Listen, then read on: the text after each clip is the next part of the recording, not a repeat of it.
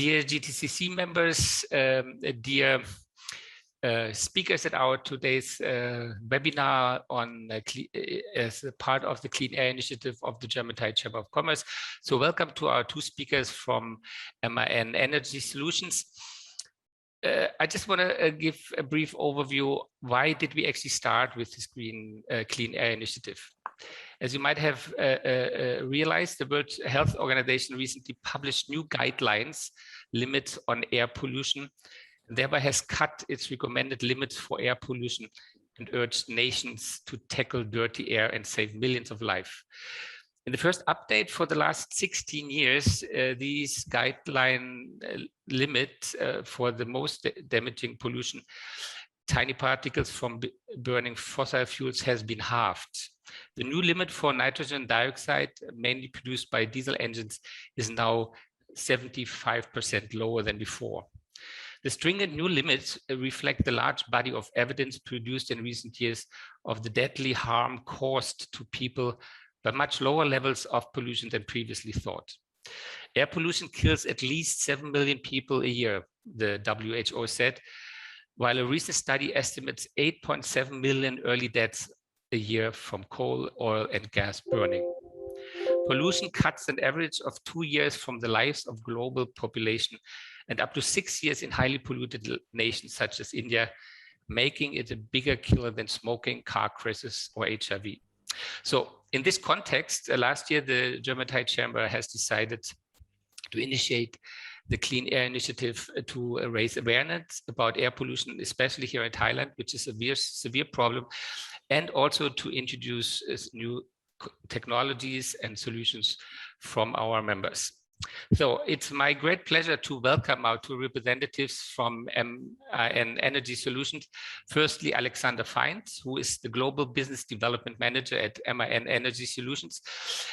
And since 2019, he held this position for the medium and high-speed marine business. He manages external industry partnerships, maritime stakeholders, and looks for trends, developments, and requirements in the space of alternative marine fuels, propulsion, as well as unmanned shipping, and he helps shaping those into products, services for the future.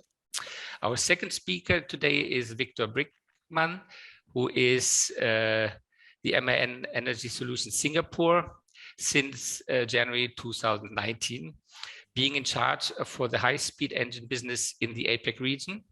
And among your tasks is also the development and implementation of corporate strategies to foster the existing high-speed businesses, as well as introduction of new products. And in addition to the high-speed business, he takes care also of the government projects in Southeast Asia. So welcome to you two. Thanks for supporting our Clean Air Initiative by organizing this seminar together with us. And without further ado, I hand over to Alexander. All right. Thank you, everyone. And also a warm welcome from my end and greetings from Amsterdam. So I'm not based in Thailand, but actually in Europe. So without further ado, as Mr. Vine said, we'd like to start with a short introduction of the agenda. If I'm able to move the slides, yeah. So what we would like to do is setting the scene, have an introduction, and also discuss greenhouse gases, not only local emissions, despite cleaner air obviously having, let's say, a focus on local emissions. Greenhouse gases also do play a role, and the emissions of certain fuels usually cover both greenhouse gas emissions and local air emissions. And then we would like to cover marine and industry technology solutions that MAN Energy Solutions is offering. Please do remember to send in ample questions via the text box that you should see somewhere here in the tool, and we'll try to answer those after our presentation and potentially after this webinar to you. So for those who do not know who MAN Energy Solutions is, we are a Volkswagen subsidiary. So Volkswagen is not only producing cars and trucks, but also active in the area of industry and marine. We have 3 different business areas. One of them, where I am based, marine 4-stroke, is actually split up in 2 areas, 2-stroke and 4-stroke, different engine technologies for different shipping segments. One is slow speed engines for the really large deep sea vessels, and the other one medium and high speed engines for, let's say, the more specialized and short sea vessels. But we will cover marine and industry solutions. Like many other companies, we also have, let's say, a role to play in the defossilization and decarbonization of industries. Yeah? So we have, as a company, 2 pillars for our strategy. One is digitization and the other one is decarbonization. So we are striving to be carbon neutral by 2050 and also offer the products that help our customers and our, let's say, stakeholders to do the same and reduce their footprint, their emission footprint globally. Maybe as a short stop and reminder, why are we even bothering dealing with defossilization and decarbonization? Take a look at this map. This is a map from someone who estimated or forecasted how the globe would look like in a +4 degrees scenario. You will see a small circle at the right side of that map, which is Thailand. And what you'll also see, for those maybe who cannot read the very bottom, that the brown and yellowish areas are actually uninhabitable areas under a 4 degrees plus scenario. So those areas would be either deserts, would be flooded, or would be just generally uninhabitable. So this is a huge risk to mankind, basically, and would change the dynamics of how humans live and where humans live. And that this 4 degree scenario is not that far off reality. You will see when you follow some of the science and the media. So, for example, the UN recently published that we are on a 2.7 degrees trajectory by the end of this century. So there is really the need to act and reduce the use of fossil fuels. Shipping roughly represents 2.5% of the global greenhouse gas emissions. Other estimates go as far as 3%. So the question really is it reasonable to keep on using fossil fuels in shipping and also industry for that matter that contain fossil sea atoms? Or maybe should we do something different? Go to decarbonized fuels and energy or synthetic PTX fuels. And this is what parts of this presentation will be about, the solutions or the technology around that. As I've mentioned already, there are a few options how to tackle the problem of defossilization. So obviously you can go for few.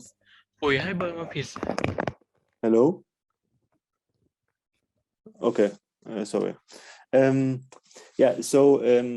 are a few options. Obviously, you can use fuels that do not contain a hydrocarbon, like hydrogen or ammonia, but you can also go for PTX fuels. And what you will see here on the left side are the production costs of those various fuels. And you will see that those represent ranges, because obviously it depends a bit on how large your plant is. So whether you will have economies of scale. It also depends on what electricity and power price you assume, and also certain other factors such as subsidies and, let's say, customer demand. On the right-hand side, you will see let's say a comparison in spider webs where we try to compare the different fuel options on 6 key or on 5 key parameters. Just to give you a feeling, basically the main takeaway here should be that there is not one single fuel or successor that will solve all the issues. Really depending on your application in shipping, but also industry, you will most likely have to opt for a different solution and a different fuel, and also incur different costs for those fuels. When we now take a closer look at shipping, shipping currently uses mainly heavy fuel oil and marine diesel oil or marine gas oil. The only real available alternative fuel nowadays, when it comes to technology, bunkering, regulation, and so on, would be methane, liquefied natural gas, with parts of bio LNG that we already see being used in shipping.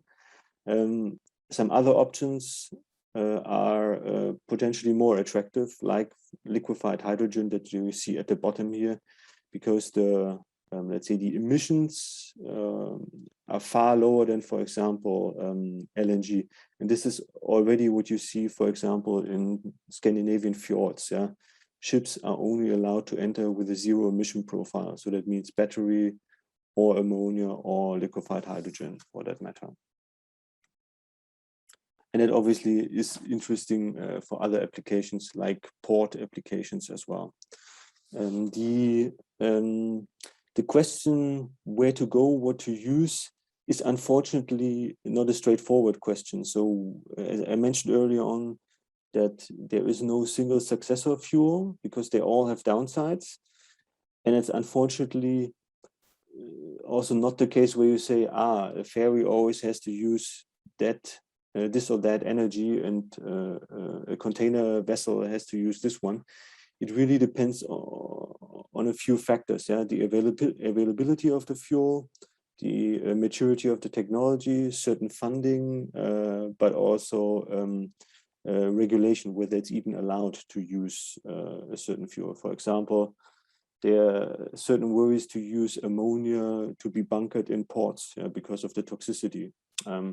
The part MAN, or the role MAN is playing, is at the very top, the innovation part. So we will present you, and we are working on technology solutions to use all the options, but the ultimate choice where to go really is a bit of a discussion between many parties. And that is what I've been trying to show you in that energy trilemma or triangle on that slide.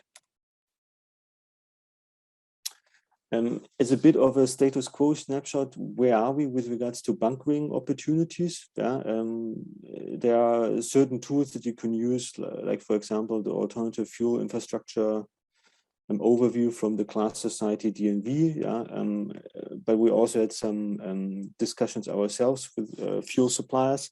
And what you will see is that probably the least developed infrastructure is for hydrogen. And then the best developed probably would be methane or LNG for that matter. I think that's also within the Thai area something that you already see as a possibility. For methanol and ammonia, you do see a few dots in ports, but unfortunately there's a bit of a caveat or disclaimer that I need to add. Those are not bunkering facilities or bunker vessels. Those are storage facilities in ports that still would need additional investment for a jetty, for a connection to a vessel. So in theory, they are already in port, but practically speaking, not yet, because you still need some further investment there. So that also obviously plays a role in your decision what to go for, whether you actually have the molecules available to burn.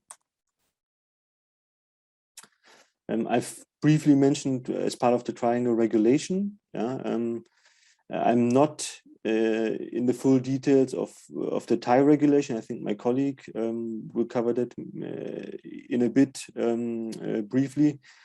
But obviously there are some regions that move ahead with regulation. Yeah, so for example, the European Union with their Fit for 55 package, which really will change the dynamics of what to go for and what will be attractive for shippers in the European waters. And this also applies for ships going in and out of European waters. So this is not purely for EU shipping, but also for ship owners that go from Thailand to Europe. So that's that will have an impact, the choice of fuels. So there will be shipping fuels will be taxed. There will be an emission trading scheme on CO2 in shipping. So all of those things will come and will make bunkering and the operational expenditures more expensive.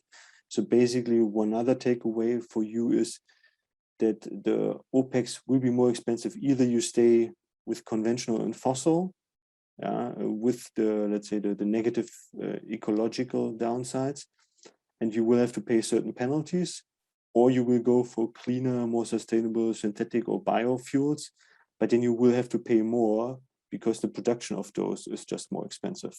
So either way, more expensive. The only question that we really have is, are those different regulatory regimes compatible, that we see here in Europe, China, and US, for example? And who's the one that has to pay the bill and foot the bill? So is it going to be the charterer, or is it going to be the ship owner? Those questions are not fully aligned between the different bodies. And unfortunately, IMO is not the fastest when it comes to those kind of global regulations.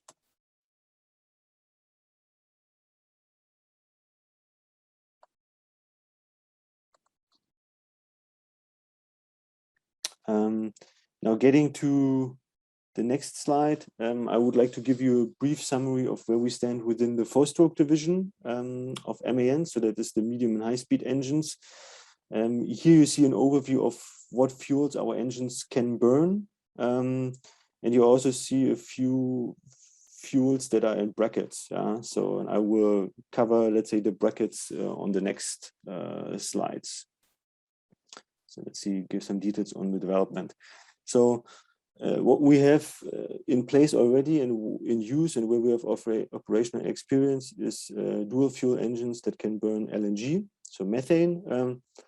Due to the combustion principle, there is a bit of methane slip in the four-stroke engines, much less so, respectively, hardly anyone in the two-stroke segment. And we are actively working on reducing that. There will be also potentially some news this year to reduce it even further. So technological solutions, that is mainly driven by regulation requirements in Europe, that the existing fleet needs to become better when it comes to methane slip emissions, because as you might be aware, methane is a greenhouse gas with a high global warming potential than CO2. One of the options or the solutions that we will present is a methane oxidation catalyst that will reduce the methane slip even further for the four-stroke segment. So if you're interested or if that is relevant for you, please reach out to our local colleagues from sales, and we can have a further discussion on how we can help there. The next slide, still also on methane, is just an example for how the future could look like. 3 weeks ago, we had a bunkering with e-methane, or as it's commonly labeled, synthetic natural gas, even though it doesn't contain any natural gas. So it's basically synthetic methane that's been produced in Germany and has been bunkered into a container feeder vessel in the port of Brunsbüttel, which is at the entry of the Kiel Canal in northern Germany. So we've bunkered 20 tons in that and basically reduced the CO2 emissions to a very low level because the fuel was produced synthetically, so with direct air capture. And that includes not only MAN engines, but also MAN technology, because our industry colleagues produce methanizers. So the next slides are on hydrogen. As you are aware, we have a sister company called MAN Truck and Bus. MAN Truck and Bus and MAN Energy Solutions used to be one company, so there is a bit of experience already in burning hydrogen in engines from the truck and bus history. But we are now also entering the area of shipping when it comes to that. And for that, we have developed two concepts basically. One is the one that you see in the middle is, I would say, the quick fix. It's a dual fuel engine that is supposed to be able to burn hydrogen. This is maybe 1 to 2 years away. But the engine that we actually strive to develop is the one on the very right. It's a pure hydrogen engine based on the diesel principle, so it still would need a bit of pilot fuel. But if you use, for example, synthetic diesel, gas to liquid, for example, then you still have that green storyline going. The grayed out engine at the very left is an engine that we already have in place now. That's a stationary engine that can burn up to 50% hydrogen, but it's not fit for purpose for vessels. Yeah. The pure hydrogen engine is about 5 years away, but depending a bit on market pull, that could change. So please reach out to us if hydrogen is an option for you. Then we should have a discussion. We obviously do acknowledge that when you talk hydrogen in shipping or hydrogen in any kind of mobility application, people also discuss fuel cells as a competing technology. Hence, what we have done the beginning of this year, we've done a total cost of ownership analysis of a hydrogen combustion engine with hydrogen fuel cells, in that case, PEM fuel cells, where we looked at the capex of the hardware, so that is fuel cell or combustion engine, plus tank, fuel gas supply system and auxiliary systems, plus also the OPEX, so maintenance costs, fuel costs. And what you will find when you visit our MAN webinar library and listen to the 50 minutes or so presentation is that there are some applications where fuel cells might make sense, but the majority still works for hydrogen engines. And we see a turning point in that specific ferry use case that after 17 years, the fuel cell only becomes relevant and interesting. So the first 17 years, the engine is superior from a TCO perspective, and only after that, the fuel cell becomes interesting. This has to do with the size of the fuel cells, but also the costs of the fuel cells, the capex. Maybe to conclude here, even though we currently do not produce fuel cells within MAN, we are able and willing to integrate those into an overall system. So please also reach out to us if you have a project that includes hydrogen, fuel cell, and maybe an engine or a tank. And we can see how we can help there, because we are willing and able to do that. We've been working on this right now for shipping. The last point that I would like to mention on hydrogen is that we do have a subsidiary which is called MAN Cryo. They produce cryogenic tanks. The last decades it has always been LNG on and offshore tanks, but they have now produced and actually shipped the first marine approved and marine dedicated LH2 tank, 300 cubic meters to a vessel. It's class approved, and yeah, so there is experience there. On that end, if that is of relevance to you, then please also talk to us or the colleagues in Sweden at MAN Cryo. Another option aside of hydrogen for zero carbon emission is ammonia. I've mentioned already in the very beginning in that overview that we do have also a two-stroke division. And on ammonia, in a way, two-stroke is leading. Yeah? So they plan to have the first ammonia engine delivered in 2024.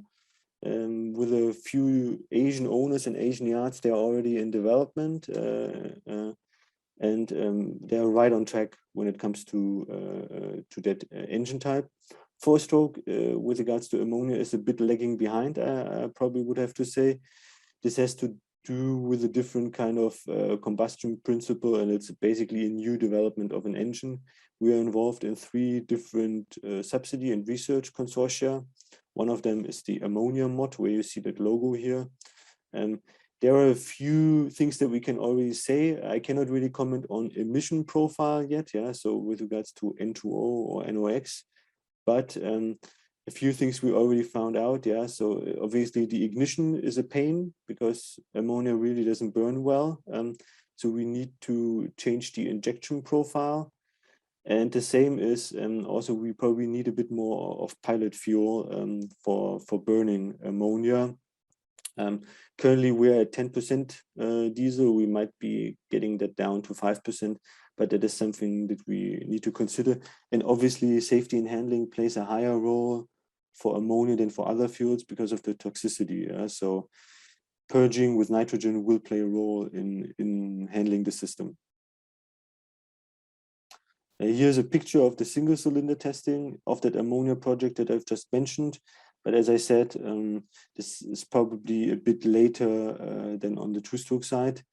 And for all of those technologies that I've just mentioned, we are also striving to develop retrofit package for existing engines. But they will only come later after, let's say, the new technology or the new build technology is there, because obviously you first need to develop the technology before you can figure out how to change existing technology into that new technology. I have not included a slide on methanol, but obviously we are also looking at methanol, and this is actually where we see most of the market pull. So that is also something you can have a chat with us about. There was a not so small Danish shipping company that recently announced to go for a fleet or a series of methanol vessels. So that obviously had an impact on other ship owners and their thinking as well. So we are actively working with those to see how we can find solutions in the four-stroke space as well. On the two-stroke side, we already do have a methanol engine. On the four-stroke side, we still have to develop that. And I think I've been rushing through our portfolio here, but I think with that, I would like to hand over to my colleague, Viktor, and take it from here.